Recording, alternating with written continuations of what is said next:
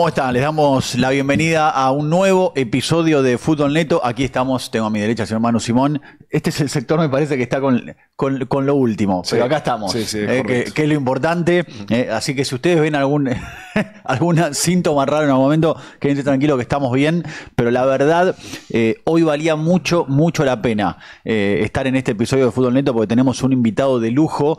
Rápidamente presento a Pablo Sarinelli para ya después pasar con nuestro invitado del día. Pablo, ¿cómo estás? También lo puedes presentar, a pesar de que ya esté saliendo. Lo mencioné al señor Manu Simón. Gracias, Jorge. Me ahorrás el de cómo estás, Jorge, todo bien. Lo que queda de Manu Simón. Sí, lo que ¿me estás mal? No, pero venís. No. Ahora, Jorge, a mí me da la duda si la gente cuando escucha dice, dale, no den vuelta, vayan. Sí, o pero si vas directo, te dicen, qué poco cordial. Hay que. No, y además tienen que saber que nos llevamos pésimo entre nosotros. Entonces, eso también. Aparte, ya en el título quién es el invitado, entonces hacerle largo. Claro, es cierto. Sí. Pero bueno, sí vamos a decir antes que queremos agradecer a la gente de Libro Fútbol, ¿sí? Que nos han otorgado una distinción. ¿Cómo no lo trajimos? Y bueno. No pasa nada. Ya lo será agregado seguramente en edición. Sí, le agradecemos a la gente del Libro Fútbol que nos han distinguido en el rubro de comunicación en ese congreso tan interesante que se va imponiendo año a año y del cual la verdad que a nosotros nos interesa y nos agrada mucho formar parte, así que gracias a Libro Fútbol por distinguirnos. Vamos rápidamente a presentar a el señor Jorge Almirón, un invitadazo que tenemos hoy para este episodio. Jorge, bueno, gracias por venir a charlar de fútbol con nosotros. Bueno, a ver qué sale. No soy soy un poco más tímido para esto, no me gusta mucho, pero bueno. Lo he visto estando ahora en Chile, vi varios episodios, yendo al gimnasio o teniendo esos momentos libres, así que bueno, me gustaban las charlas, así que espero que pueda aportar en algo. Estás metiendo mucho gimnasio, Jorge, ese, ¿no? No, ahora estuve mucho tiempo solo en Chile y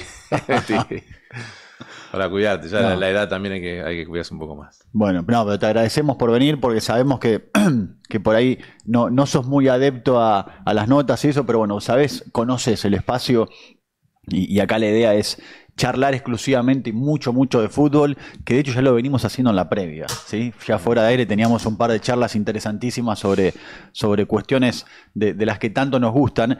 Jorge, desde aquel Almirón que empezó su carrera de técnico en Dorados hasta el de hoy, ¿qué fuiste dejando en el camino? ¿Sí? Eso, viste que uno va cambiando constantemente en la vida y en lo laboral, y bueno, en el caso tuyo como entrenador seguramente es así. ¿Qué decís, bueno, de aquel que empezó su carrera de entrenador a este Almirón 2025?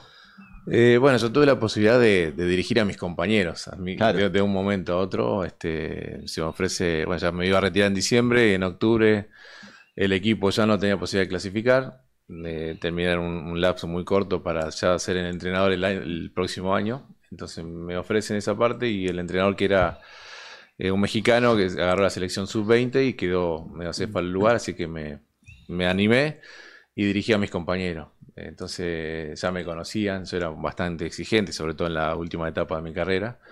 Así que bueno, fue fácil el proceso. De un momento a otro ya tenía eso en la cabeza de ser entrenador y ese chip me cambió muy rápido, así que me entendieron mis compañeros muy fácilmente, porque ya lo hablaba mucho de juego con ellos, y fue de estar del lado de afuera, pero bueno, uno cuando termina de jugar, creo que la última etapa de la carrera le debe pasar a muchos futbolistas cuando más se entiende el juego, me parece que... No.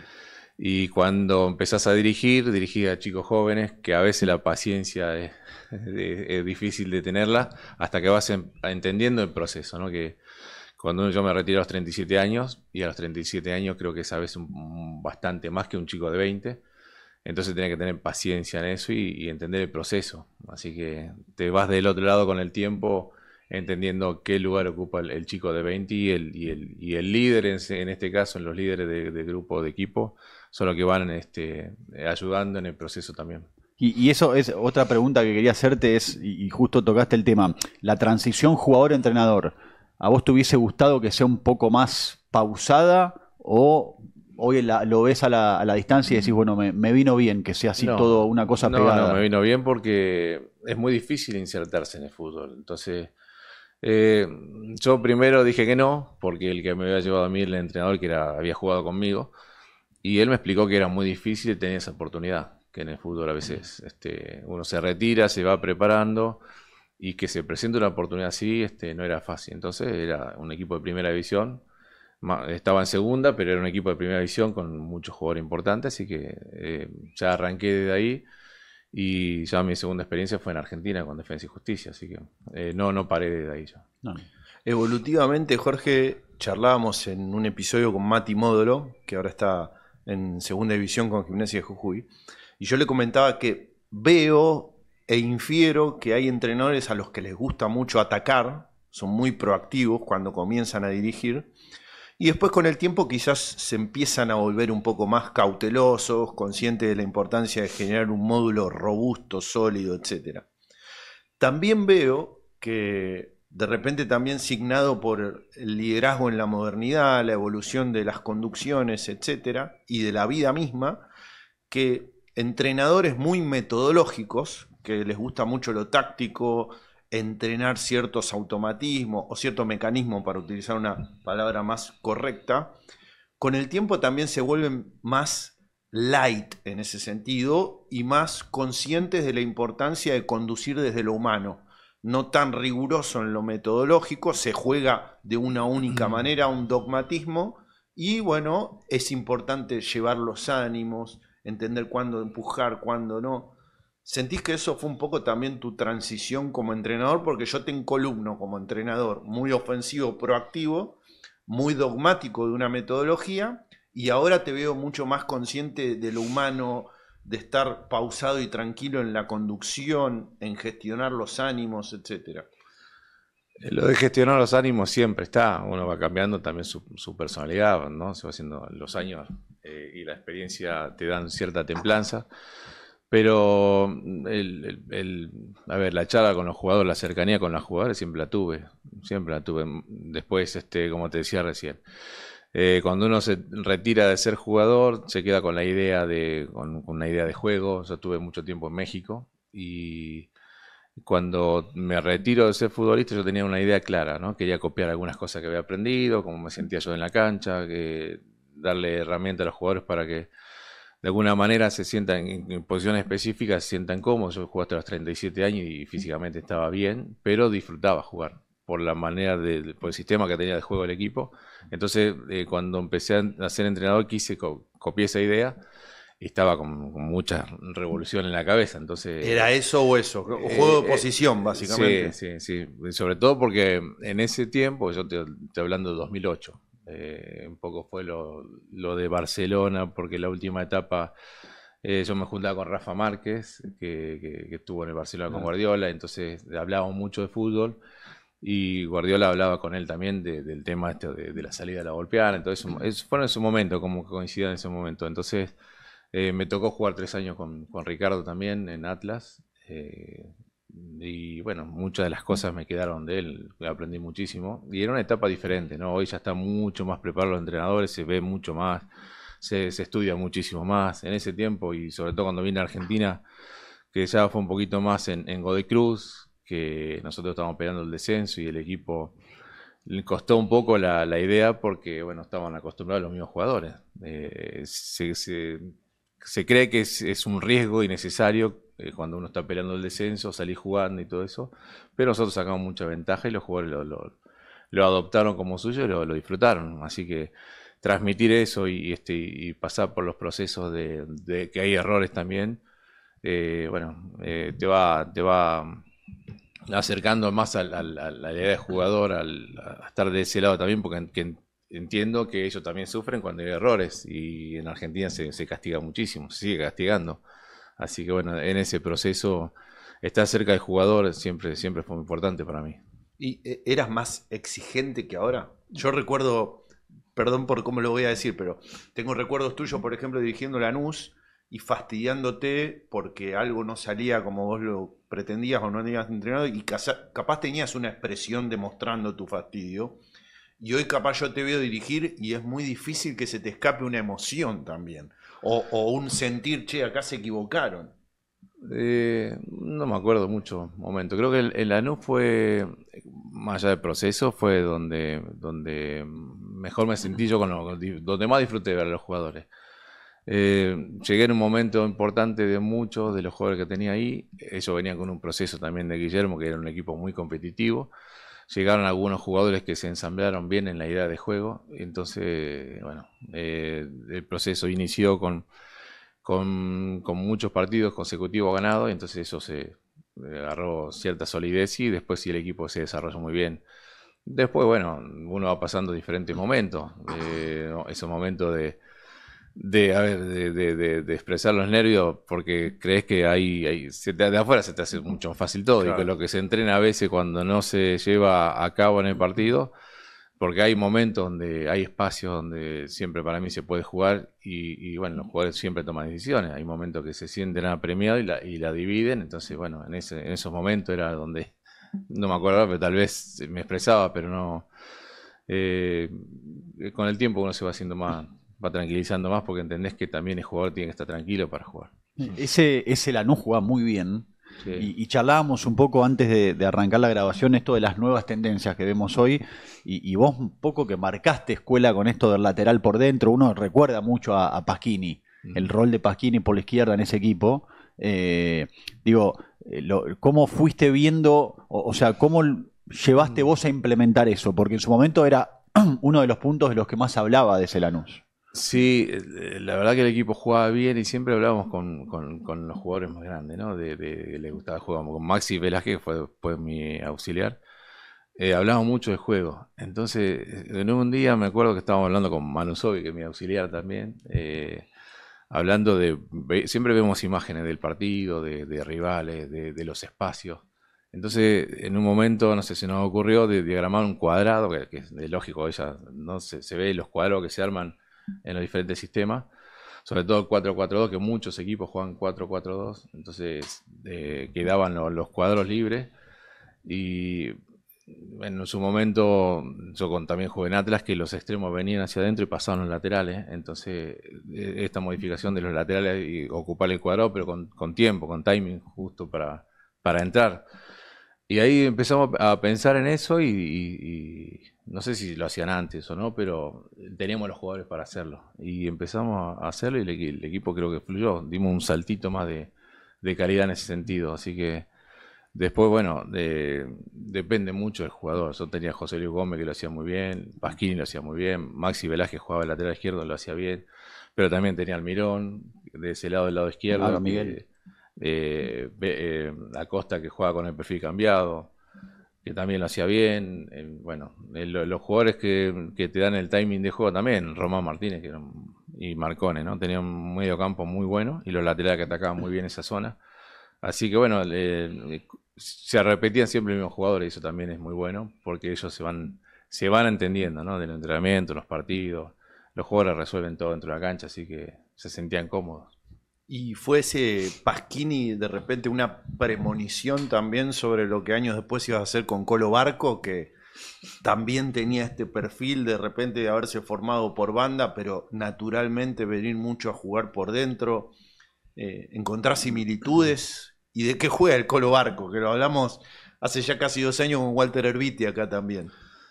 Bueno, el Colo fue medio un poco una casualidad porque yo cuando llego a Boca se había lastimado Fabra y yo bajé a ver reserva un partido y estaba el Colo, ¿no? Y bueno, el Colo subió creo que a mitad de semana y después teníamos un partido de Copa Libertadores con Pereira y Pereira jugaba con línea de 5, entonces no fue un lateral natural, jugó con el carril que jugamos en la cancha de Boca. Y Pereira jugó con línea de 5 y el carril derecho era un lateral. Entonces no tenía tanto problema siempre fue más atacar. Claro.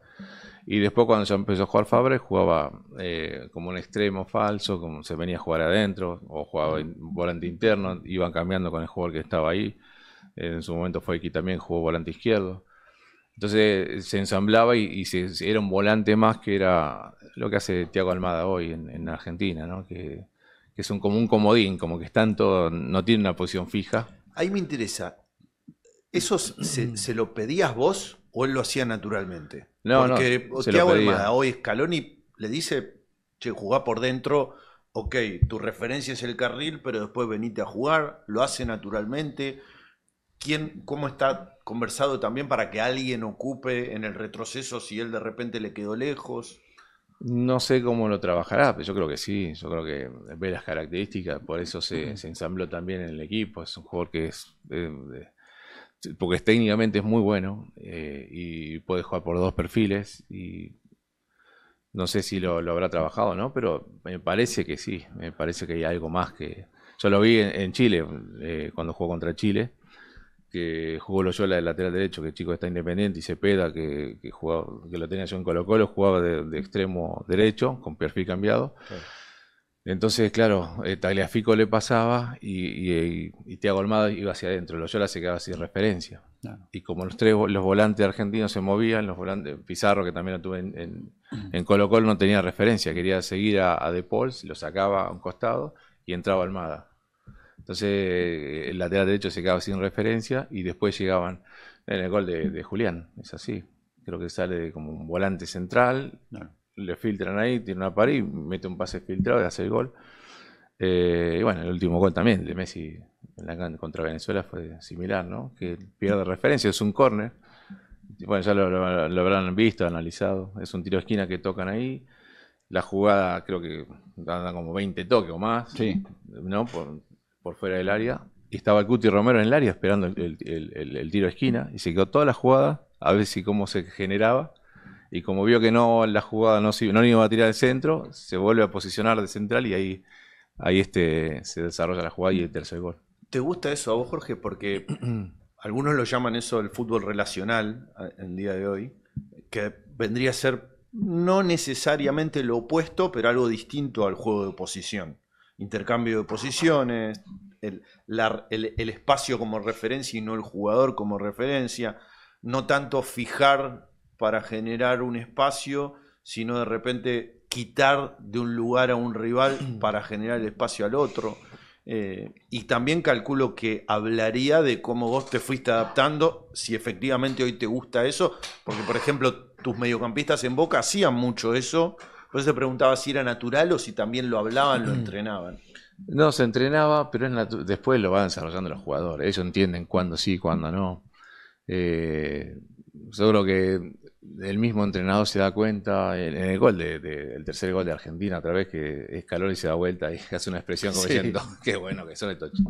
Entonces, como entrenador eso se disfruta muchísimo, que los jugadores se vayan desarrollando, que ellos mismos dentro de la cancha se van moviendo. Tienen jugadores de muchísima experiencia Argentina y se ve que disfruta estar juntos. Entonces no veo, se ve fácil desde afuera. Ellos lo hacen ver fácil.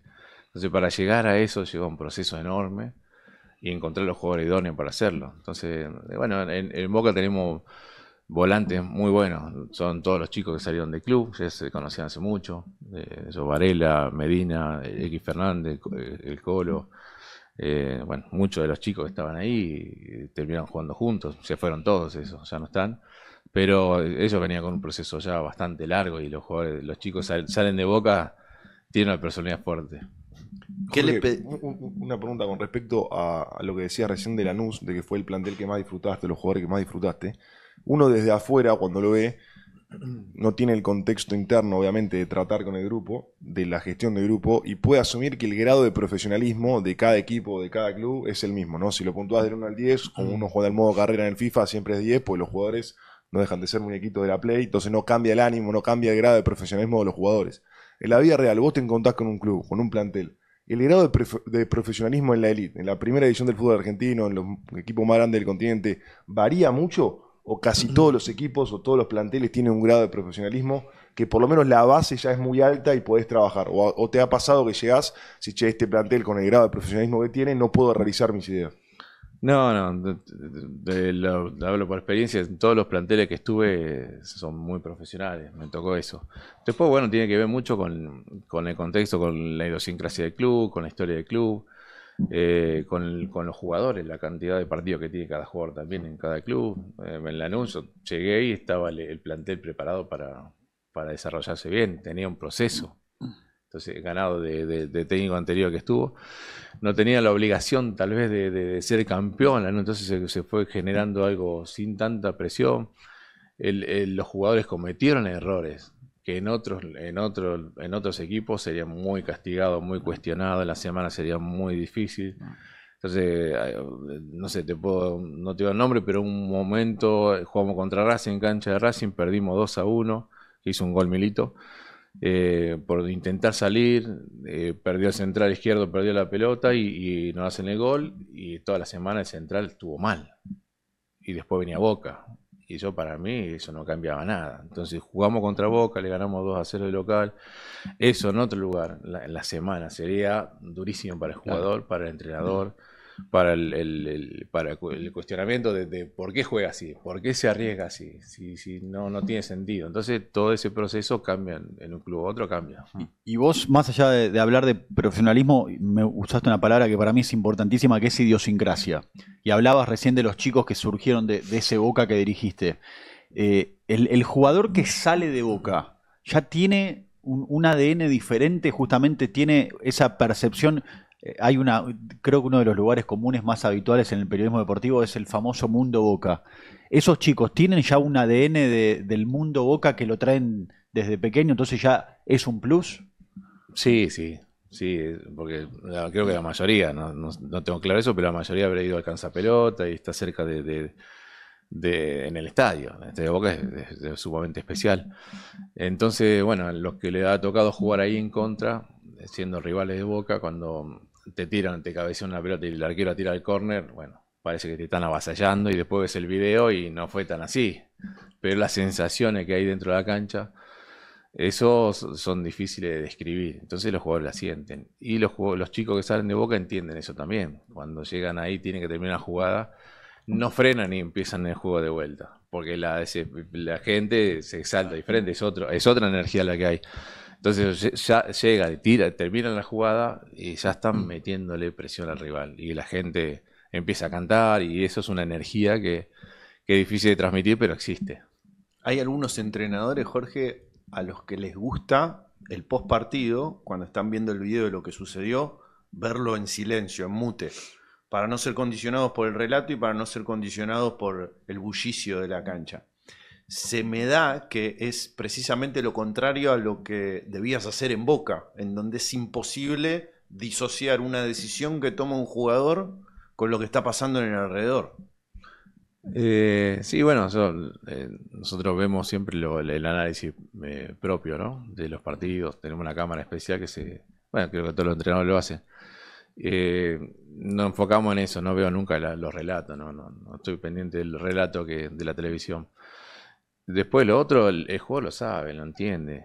Ya el que está en un club grande, en la semana para mí es igual en todos lados. La verdad que lo disfruté mucho, muy tranquilo. Del predio de Boca no entra nadie, está tranquilo con los jugadores, sumamente hasta distendido, divertido. Ellos también entienden cuándo son los partidos fuertes, los momentos donde cambia un poco la energía. Pero después, bueno, de eso a trasladarlo al fin de semana es otra cosa. La energía es totalmente diferente, y eso para hay jugadores que sí se adaptan mucho más rápido a un club como ese, y hay otros que le cuesta un poco más. Depende cómo entre también. Cuando Carlos Palacio vino a Boca, yo le explicaba eso. Decía, Boca es muy especial, tenés 15, 20 minutos, 4 o 5 pelotas de inicio para que la gente entienda cómo jugás o no. Entonces después ya si las cosas no salen, tiene que jugar otro tipo de jugador que tal vez no lo sienta tanto, pero eso transmite también. Entonces, bueno, lleva un poco más de tiempo adaptarse cuando uno no viene de abajo, ¿no?, del club. ¿Te sentís cómodo hablando de fútbol con gente del club? Sí. Con ya sea director deportivo, presidente, por la figura. Hay entrenadores que la tienen más incorporada que otros. Hay entrenadores que no le gusta tanto, que las decisiones pasen por él y su cuerpo técnico, y otros que no tienen problema en consensuar con un director deportivo, no sé, o un presidente, un team manager que le dicen ahora en Argentina también. ¿Cómo te llevas con el rol? No, súper bien. Hablar de fútbol es así, es eso, hablar de fútbol. Nunca tuve la sensación en ningún club que pasé que se cuestione más allá de la decisión que uno tome. No se puede discutir, se puede charlar del por qué, no se puede hablar con un director deportivo y te pregunta el por qué esto, por qué intentas jugar así, y se lo explicas. Se lo explicas previo al partido, me gusta eso, que la sensación que tenemos o lo que se analiza previo a un partido. Se puede analizar, hablar, hasta he estado con gente que vemos la previa también del partido, le explicamos previo al partido y después del post partido también, de por qué ciertas cosas, porque es muy propenso la gente que no está metida en el fútbol que castiga el error, entonces hay errores que no son tan así, que el equipo, la intención fue buena, hay errores individuales que a veces se castigan muy fuerte y entonces... Yo no soy tan así, yo soy más de entender que es un proceso y bueno, tener que convencer a la gente para que esté en el mismo proceso. Hiciste, Jorge, ya varias veces hincapié en lo que va de la charla, esto de cómo es la repercusión posterior a un error, por la intención de juego, por el estilo.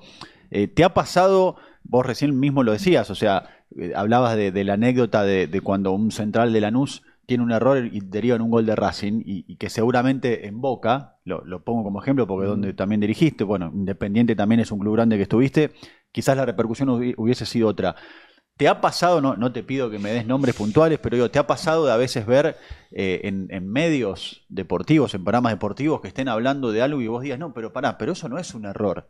¿Te pasaba eso o eras más de abstraerte para justamente eso, que no te consuma o que no te contagie? Sí, soy más de abstraerme de eso. Sí, lo hablo con el jugador después y se charla con... Yo fui jugador también y cometí muchísimos errores. Entonces... el que peor se siente es el jugador. Y más en, no sé, a veces muy complicado porque se entrena de una manera, los jugadores están convencidos de jugar así, se intentan el partido y cuando uno comete un error y yo me voy con mi esposa, con mi papá, con mi amigo en el auto, dice, sacala, tírala arriba, deja de arriesgar ahí atrás. Entonces toda la idiosincrasia, por eso hablo de la idiosincrasia de diferentes clubes y en los países, de que los jugadores están expuestos a todo eso. Entonces, ¿cómo le explicás a tu papá? Decir, mira, no la voy a sacar, no la voy a dividir porque nosotros entrenamos de esa manera toda la semana y estamos convencidos de hacerlo. Hoy salió mal, pero el próximo partido lo vamos a seguir intentando y seguramente sale mejor. Y el próximo partido, si vamos ganando, genera confianza y va a salir mucho mejor. Entonces, por eso te hablaba de un tema puntual y al otro partido jugamos contra un equipo importante y jugamos y ganamos y el jugador jugó un gran partido. Eso no le cambió la manera de jugar y para mí era sumamente importante que estuviera bien.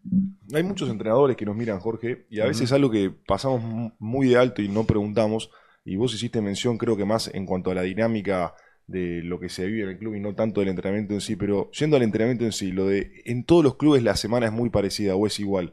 Todos los entrenadores en la semana trabajan parecido. Hablaste con Rafa Márquez, que lo tuvo Guardiola, trabajó en el Barcelona.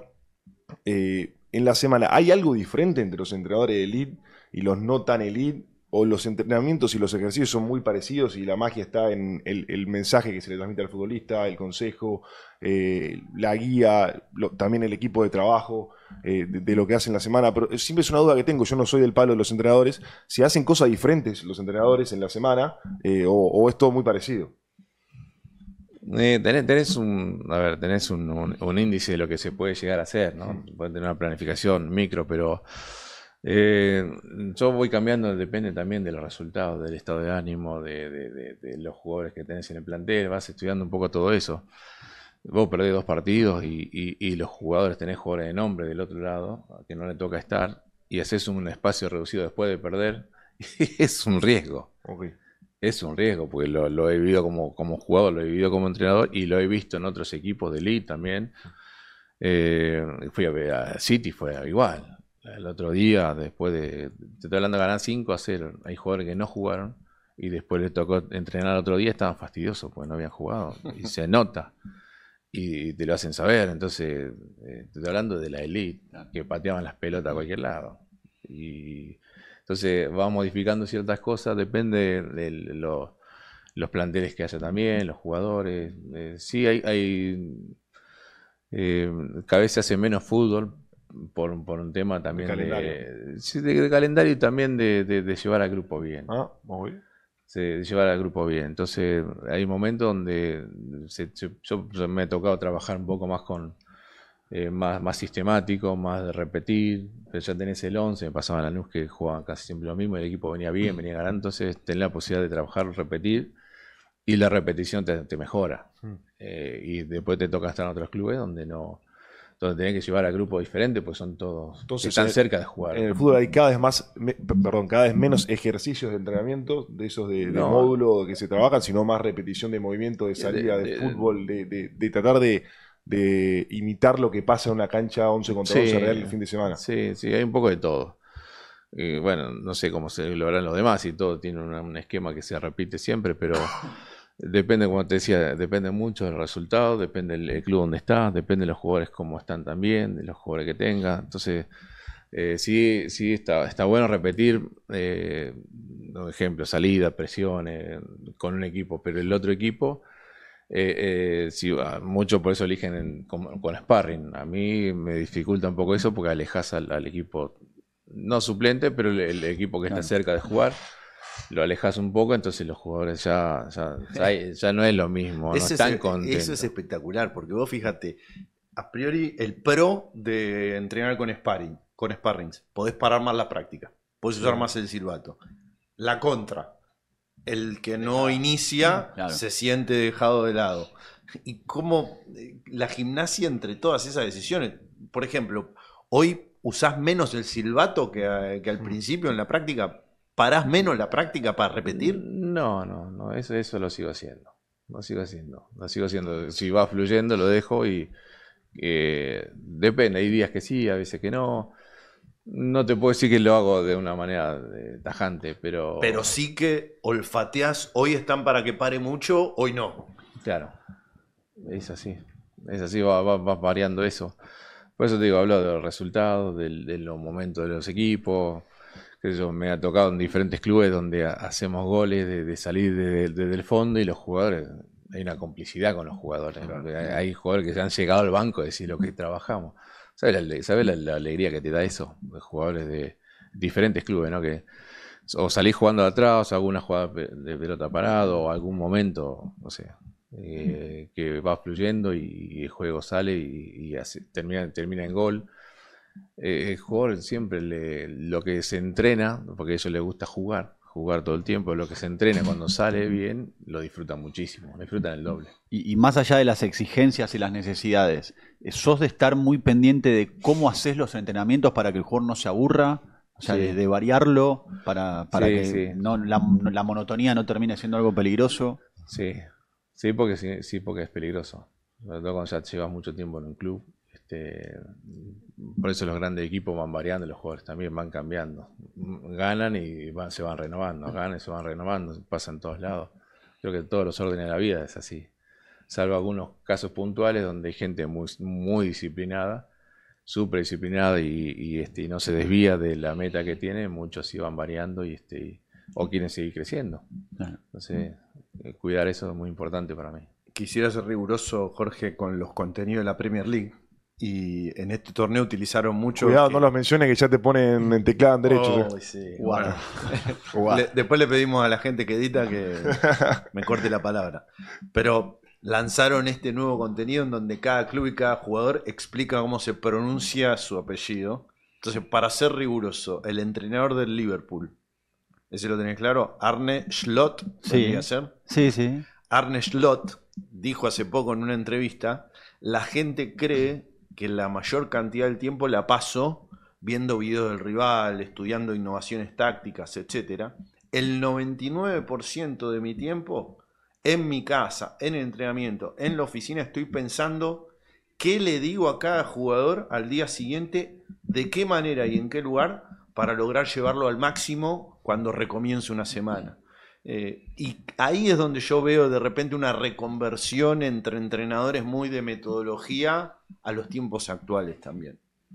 Y depende cómo te toque. A ver, a mí me toca, te voy a contar una anécdota que para explicar un poquito todo lo que estamos hablando, ¿no? Me toca Godoy Cruz el equipo jugaba con línea con 3 centrales, se armó porque tenía problemas antes de pelota parada, entonces se armaron 3 centrales, 2 delanteros que iban bien de arriba, ya en ese sentido el equipo se armó mucho mejor. Tenía una idea de juego que se fue desarrollando y el equipo ya lo había adoptado bien. Fuimos a jugar a la cancha de Tigre un día y Mauro Óbolo, un fenómeno como líder, como jugador, como compañero, la verdad que es espectacular. En ese partido no había tenido un buen partido, había tenido situaciones de gol claras que no la pudo convertir. En el vestuario, hablando él con algún compañero, yo paso y escucho cerca de la ducha y se le voy a hablar con el técnico que me saque. Estoy perjudicando al equipo. Bueno, yo escucho eso, pasó y después lunes, martes, él me estaba cazando para hablar conmigo. El ególogo gambeteaba. Viendo cuándo se acercaba. El entrenamiento. Y yo no tenía claro, fui hablando, fui pensándolo y tenía claro que no lo iba a sacar, pero a ver cómo hacerlo. Y nosotros jugamos el sábado de local, un partido importante, que era ya la etapa final del torneo. Eso fue el lunes, martes, me estuvo intentando cazar para hablar conmigo, yo sentía eso, intuía eso, y el miércoles fui a buscarlo a la casa. Estuve esperándolo 3 horas. Hablé con el portero, le digo, ¿Mauro salió? Sí, salió, acaba de salir. Bueno, 3 horas. No pude encontrarlo. Me fui a mi casa y bueno, el jueves armé el equipo, ya lo definí y jugó.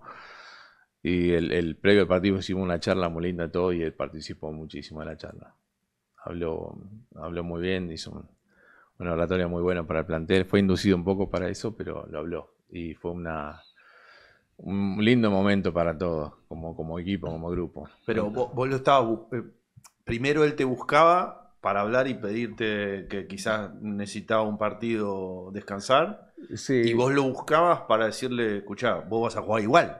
Yo lo sentía que era uno de los líderes del equipo. Es como en un momento difícil, nosotros estábamos peleando el descenso, estábamos bastante complicados. Era como si yo en ese momento, yo era el líder en ese momento, si yo me quisiera bajar. Y él era mi capitán. Ni el entrenador ni el capitán se podían dudar de ese momento. Claro. Entonces no podía salir del equipo. Para mí era imposible que salga del equipo. Entonces, bueno, jugó, le ganamos a Arsenal, hizo 2 goles. Ganamos 2-1. Te estoy haciendo como una anécdota así para describir un poco lo táctico, lo técnico. Y está buenísimo porque el denominador común de una semana de trabajo fue esa situación y capaz no tanto qué entrenabas en qué día, qué drill, qué metodología. ¿No? Sí, esa semana Óbolo necesitaba más que el Almirón entrenador, también el Almirón persona, o sea, el aspecto humano. Los compañeros lo necesitaban también, todos lo necesitábamos así. Que estuviera bien, que estuviera positivo, que fuera lo que siempre fue, porque era un muy buen grupo ese y él era muy importante para el grupo. Entonces veo a tu líder, un referente tuyo, lo ves mal, lo quieres ayudar y te quita energía. Si vos el referente lo ves fuerte, lo mirás y lo seguís. Claro. Y en esto de las tendencias, un poco charlábamos antes lo de los laterales por dentro, el falso 9.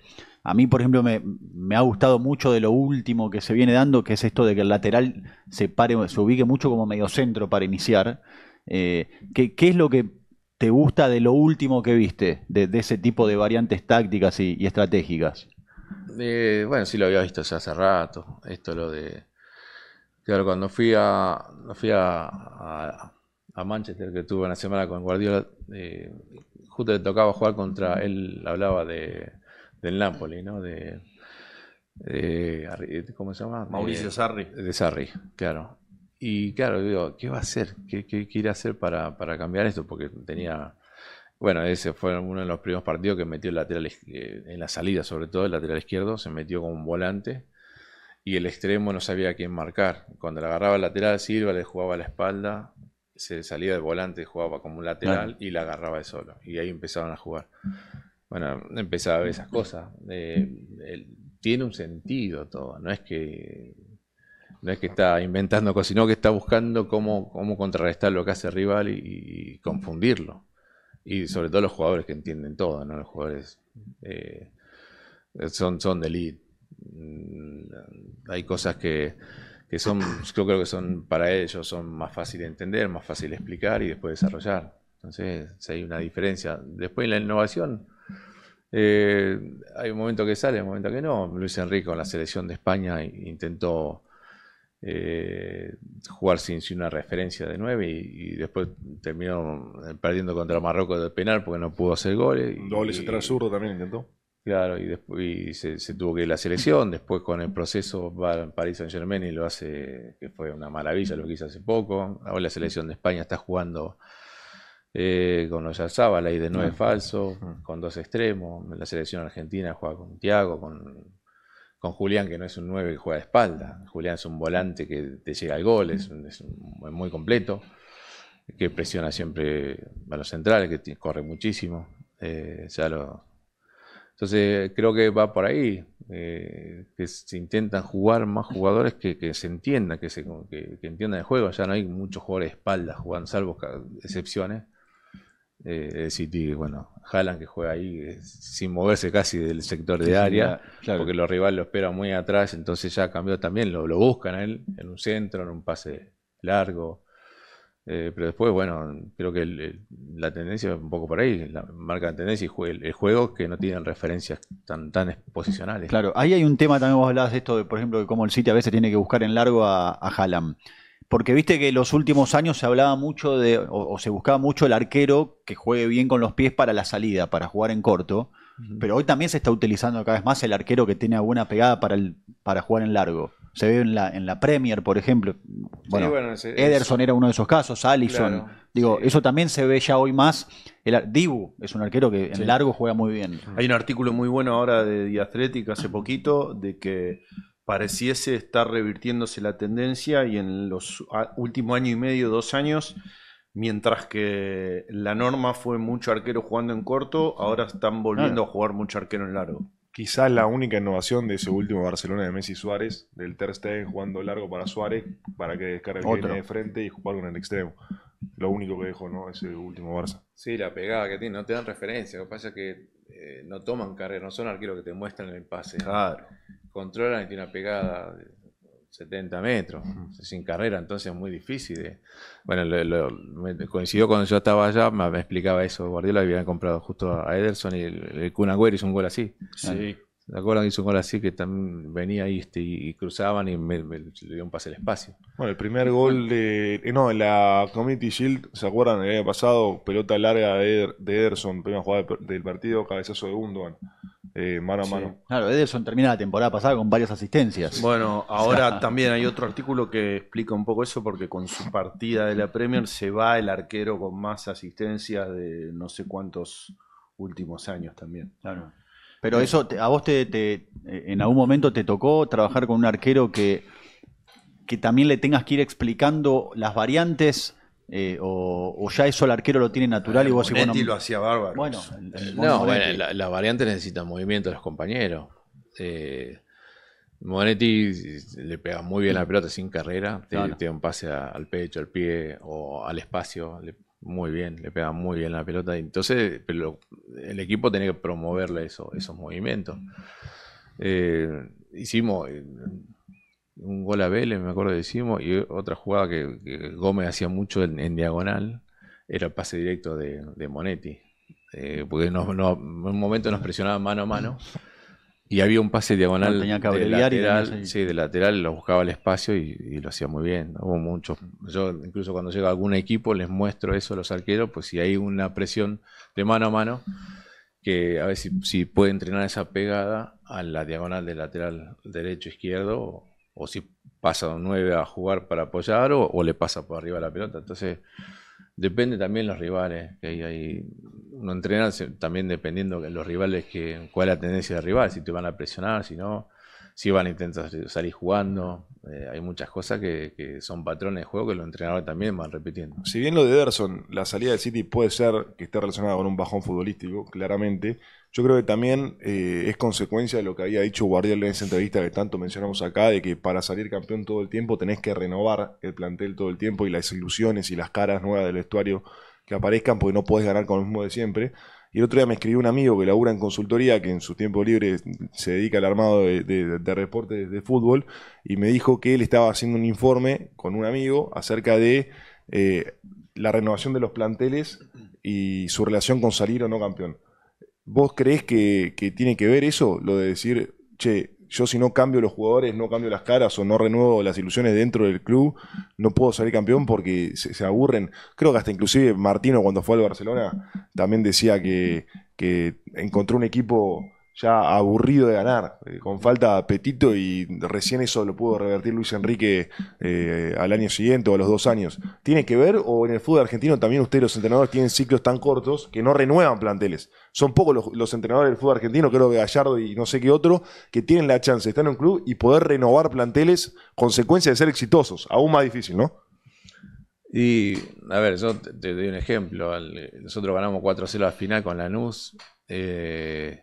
Contra San Lorenzo en cancha de River. Ese partido fue un Bueno, terminando el paseo. partido, yo ya sabía quiénes se iban a ir.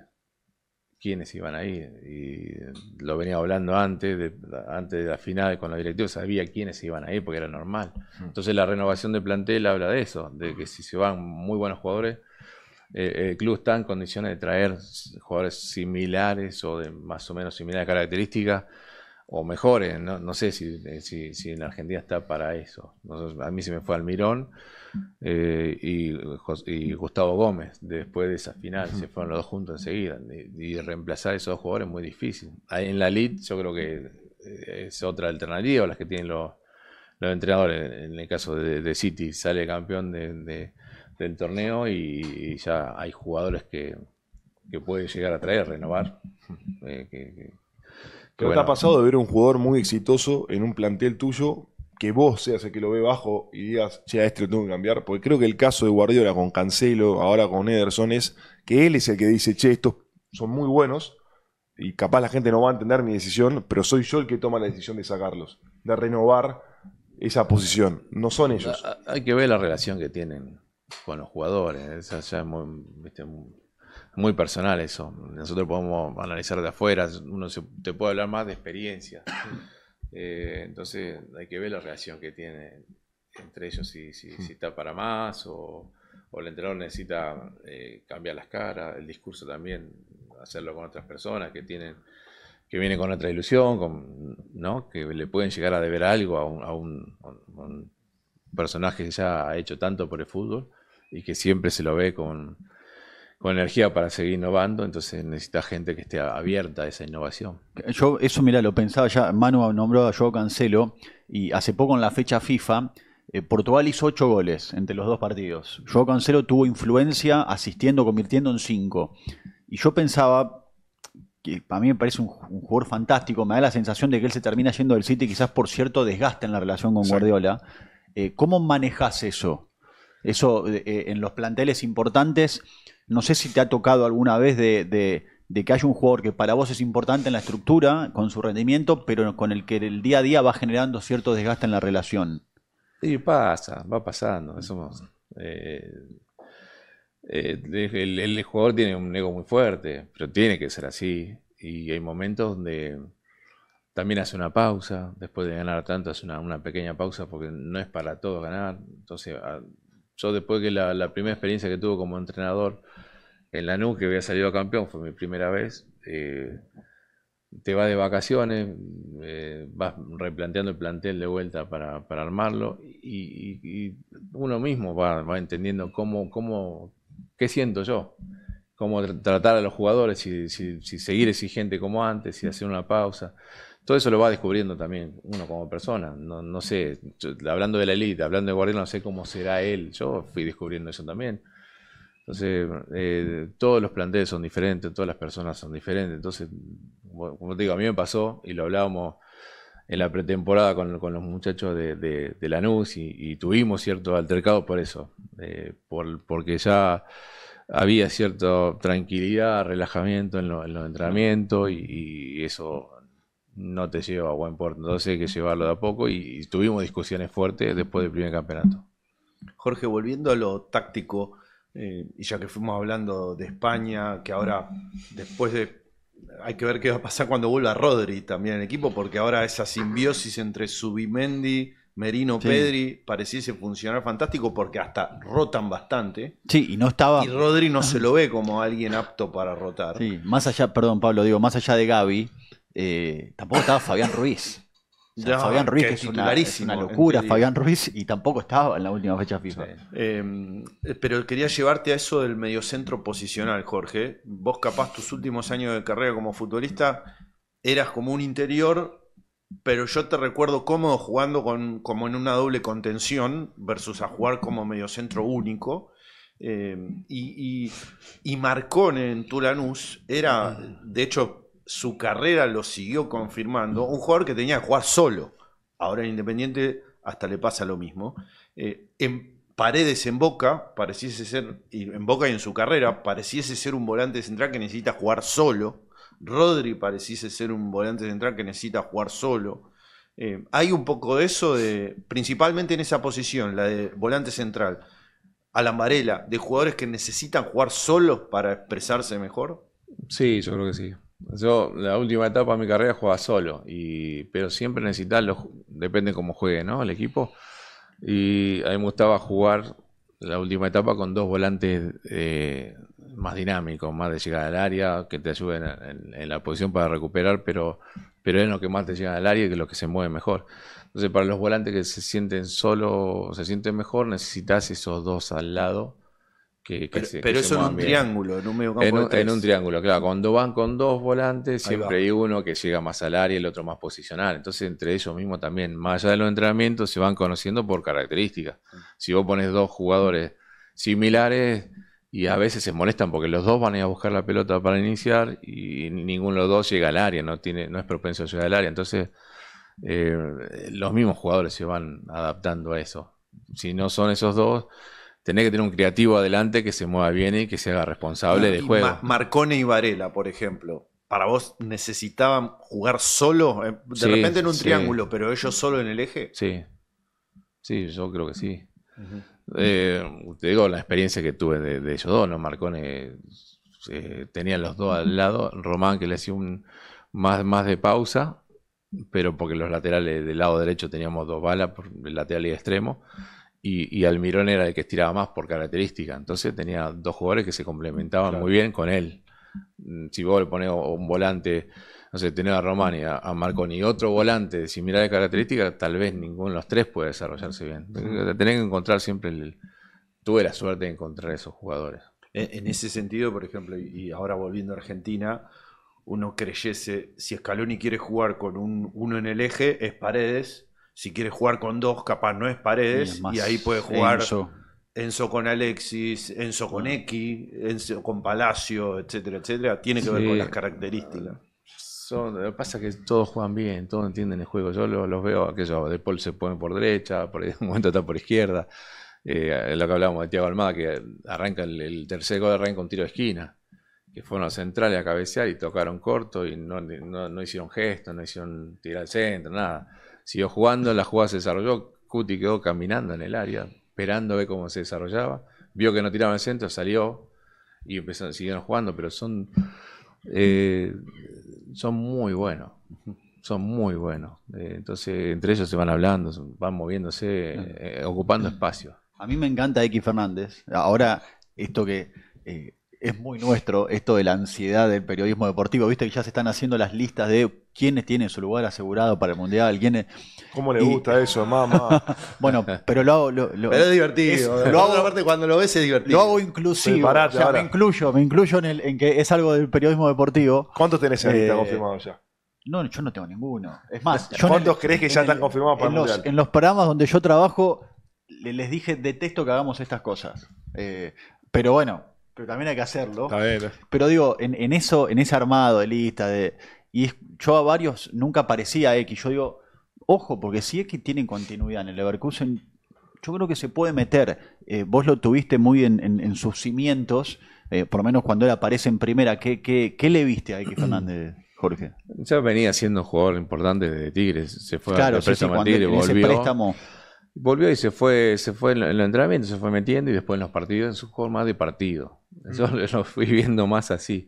En el entrenamiento sí tenía cosas muy buenas, pero en los partidos rendía mucho más que en los entrenamientos y se fue ganando lugar, y cuando empezó a jugar conmigo ya no salió más. Y después fue muy importante, generaba un montón de otras cosas que que son difíciles de describir, pero no pierde la pelota, cubre muy bien la pelota, se asocia bien, es fuerte en la marca, tiene muchas cosas importantes. Pero bueno, la selección tiene jugadores increíbles hoy. La verdad que él podría ser seguramente, pero bueno, el entrenador está mucho más capacitado, ven a todos, seguro que ven a todos los jugadores y es muy fina en la elección, así que bueno, hay muy buenos jugadores, sobre todo en la mitad de cancha en la selección tiene muy buenos jugadores. ¿Cuánto hay, Jorge, de generacional y cuánto hay de contagio relacional? Porque ahora que vos nombrabas todos estos apellidos, Jorge, y que está el ejercicio de la lista, X Fernández, Palacios, Enzo Fernández, McAllister, Thiago Almada, Paredes, De Paul, son todos mediocampistas. Y si uno rememora la selección argentina exitosa previa a esta de Scaloni, fue la de Sabela. Y si me apurás, de repente el déficit estaba más bien en el mediocampo. Faltaban volantes. De hecho, parecía que Argentina había dejado de producir mediocampistas. Y ahora parecía que hay una sobrepoblación de mediocampistas. Algo no me cuaja. No puede ser solo generacional, pero tampoco puede ser solo relacional, que se fueron contagiando de jugar bien. Bueno, Messi, te olvidas de Messi también es... También entra ahí. Claro, sí, porque ocupa posiciones, no juega delantero. Sale a jugar, sale y toca. Yo creo que con el tiempo lo fueron entendiendo mucho mejor a él y él se asocia mucho mejor con los jugadores, con los compañeros también. Hay momentos, lo buscan siempre, se nota que lo buscan siempre, pero hay un momento que donde no entra el pase no se la dan. No se la dan y no hay ningún gesto. Se nota, eso lo percibo en el partido. Entonces intentan buscarlo siempre en posiciones hasta incómodas, pero se la dan porque sabe que va a resolver. Pero cuando no pueden dársela, buscan otro pase. Y parece que caminan, pero no, se están moviendo, ocupan espacio muy bien. El hecho de que técnicamente son muy buenos todos. Te toca cuando estás dentro de la cancha y ves jugadores de elite que a veces en la televisión decís, bueno, no presionen, como está muy pausado todo, claro, no te dan tiempo a presionar, porque si a veces llegas tarde a presionar, se ve muy burdo, son infracciones muy burdas, entonces, porque se dan el pase a la pierna donde, entienden todo, cuando viene el presionante de este lado, te la dan a la pierna izquierda para que salga jugando larga del otro lado, no te la dan dividida para... Pues te la dan mal, técnicamente te la dan mal, te da la posibilidad de que el rival te presione. Claro, y aparte, Jorge, manejan los dos perfiles y salen para los dos lados. Thiago Almada de repente puede girar para cualquier lado con total naturalidad. Claro, por eso es la ventaja que tiene él sobre otros jugadores, que son todos muy buenos, pero él se puede mover derecha, izquierda o en el centro con mucha naturalidad. Si vos pones un zurdo, venir hacia adentro no es tan fácil. Jugar por el lado derecho, el pase que le mete el tercer gol a Messi lo hace con la derecha. Enganchó y contra Uruguay metió un gol al ángulo, tiene muchas variantes. Creo que encontró el entrenador ahí un jugador que se asocia bien con todo porque lo buscan todo. Se nota que hay mucha... se hace fácil entre ellos encontrarse. Ahora, ya estamos llegando al final, lamentablemente, porque está para seguir 2 horas más. Vos sos muy humilde, Jorge. Vos, entrenadores de elite. Ahora, vos dirigiste Boca, llegaste a final de Libertadores con Boca. Creo que el tiempo demuestra que no era fácil. Eso seguramente a vos también te marcó en tu camino. Más allá de cómo fue el resultado de esa final, queda claro que... Y de cómo puede haber llegado Boca, que también es algo donde... y finalista, perdón Jorge, continúa, sí. Pero finalista con Lanús también. Claro. Sí, pero yo hablo de Boca por todo lo que representa... y esto de a veces la locura que es el día a día de Boca. Imagino que también para vos habrá sido algo sumamente fructífero en tu continuidad de construcción como entrenador. Y sí, dirigir Boca, bueno, hay entrenadores que han sido muy exitosos ahí, hay entrenadores que han sido jugadores de Boca y no es fácil. Para mí entrar a la cancha de Boca era como entrar a una película cada partido, era así.